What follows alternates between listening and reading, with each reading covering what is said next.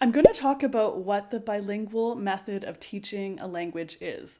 So, first of all, what is the bilingual method? It's when you use two languages in a class to teach a language.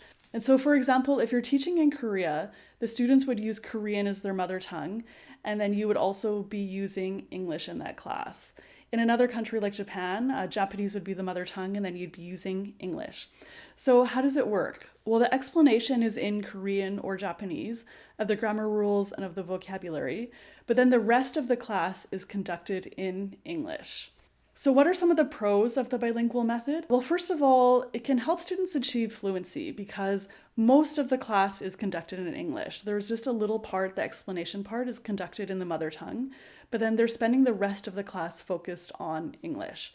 It can save time. So, if you are explaining a complicated grammar rule or a vocabulary item, just using a little bit of their native language or having maybe a co-teacher or something like that would use a simple explanation in the native language can save 5 or 10 minutes. I know that students don't necessarily know the words for grammar rules in English, so it can be quite difficult to explain. So you can really save a lot of time. And so the next pro is accuracy. So this can help students achieve greater accuracy because they've had a good explanation about what the grammar point is or what that vocabulary item is. And then the next pro is that it's easy to teach. So this means that a lot of teachers can use this method.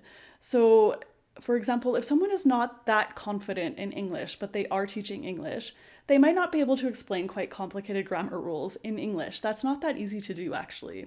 But if they can explain it in their own native language, that can really help them and can help the students, and it just makes English more accessible because of the greater availability of teachers. All right, so what are some of the cons of the bilingual method?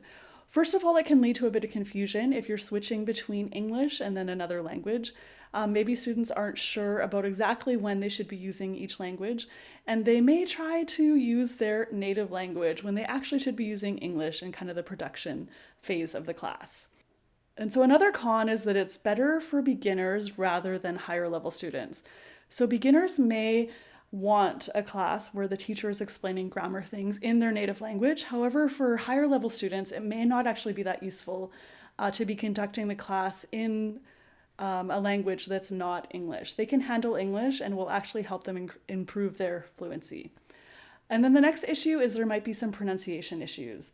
So this can lead to people kind of like learning English through their own alphabet, which is a bit of a struggle sometimes. Like, for example, if students in Korea are memorizing the English alphabet as it relates to a Korean character, in Korean, R and L are the same character, which is why there's a lot of pronunciation issues for Koreans when they're saying R and L, because they've learned it through Korean.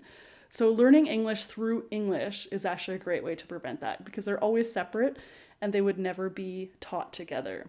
And the next thing is that you can kind of find some examples of blended language. So this is where students will kind of use a mix of two different languages at the same time. So like English or Korean, instead of just walking into class and then they know it's all English all the time. All right, so that's the bilingual method. There are certainly some pros, certainly some cons. Leave a comment and let me know if you've tried it out and how it's gone in your class. Okay, until next time. Bye, everybody.